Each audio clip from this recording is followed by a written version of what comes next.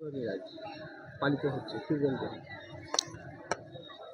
আজকে 27শে জানুয়ারি সোমবার Islamic calendar অনুযায়ী 27শে রজব অর্থাৎ শবে মেরাজের পবিত্র রাত।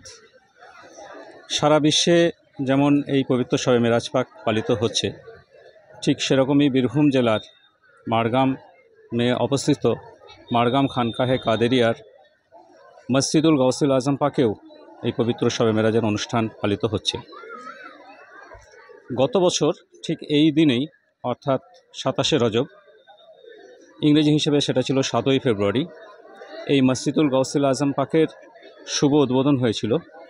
উদ্বোধন করেছিলেন গৌসুল আজম দস্তগীর হজরত আব্দুল কাদের জিলানী আলাইহিসসালাম পাকের পবিত্র বংশধর 23তম বংশধর এবং একই সঙ্গে হজরত মোহাম্মদ সাল্লাল্লাহু আলাইহি ওয়াসাল্লাম পাকের 36তম বংশধর সিলসিলায়ে কাদেরিয়া রাজ্জাকিয়া মুস্তারশিদিয়ার বর্তমান সাজ্জাদান নশীন হুজুর পাক হজরত সৈয়দ ইয়াসুব আলী আল কাদেরি আল বাগদাদি।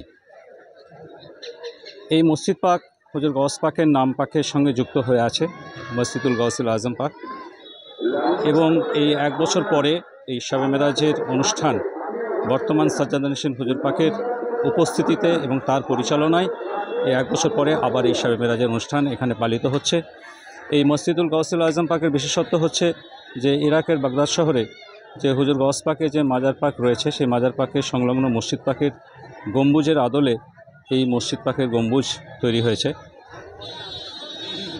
আজ থেকে কয়েক বছর আগে তৎকালীন সাজ্জাদান নশীন হুজুর পাক, বড় হুজুর পাক নামে খ্যাত হজরত সৈয়দ শাহ রশিদ আলী আল কাদেরি আলাইহিসসালাম পাকের আমলে 2015 সালের 4ই আগস্ট এই মসজিদ পাকের ভিত্তিপ্রস্তর স্থাপিত হয়েছিল। আরও আগে 2001 সালে 3রা নভেম্বর, সেটা ছিল 17ই শাবান, এই মাড়গ্রাম খানকা শরীফের শুভ উদ্বোধন করেছিলেন তৎকালীন বড় হুজুর পাক। আজকে এই অনুষ্ঠান উপলক্ষে বাদ মাগরিব মিলাদ মাহফিল অনুষ্ঠিত হচ্ছে।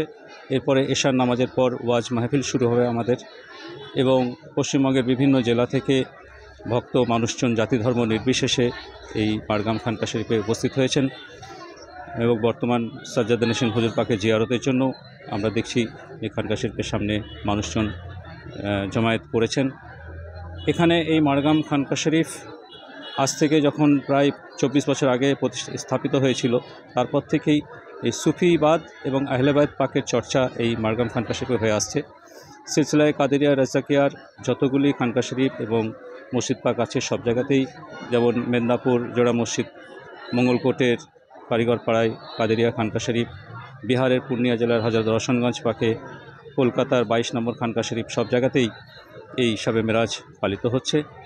এই মাড়গ্রাম খানকা শরীফের এই মসজিদ পাকে কিছুদিন আগে বর্তমান সাজ্জাদান নশীন হুজুর পাক থেকে উপস্থিত থেকে যে ইরাক পাকের হুজুর গৌস পাকের মাজার পাকের যে গেলাপ পাক, পবিত্র গেলাপ পাক, সেটা নাসব হয়েছে, অর্থাৎ স্থাপিত হয়েছে, লাগানো হয়েছে। সুতরাং এই মসজিদের মর্যাদা আরও বেড়ে গেছে।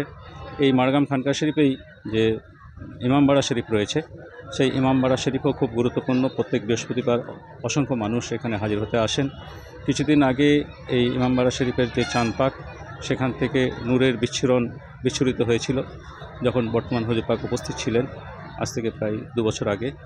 তারপর থেকে মাঝে মাঝেই এই পাঞ্জাব পাক থেকে এই নূরের বিচ্ছুরণ আমরা দেখতে পাই। নূর পাক মানে এই আহলে বায়ত রসুল পাক এরা যে নূর, সেটা তারই প্রমাণ।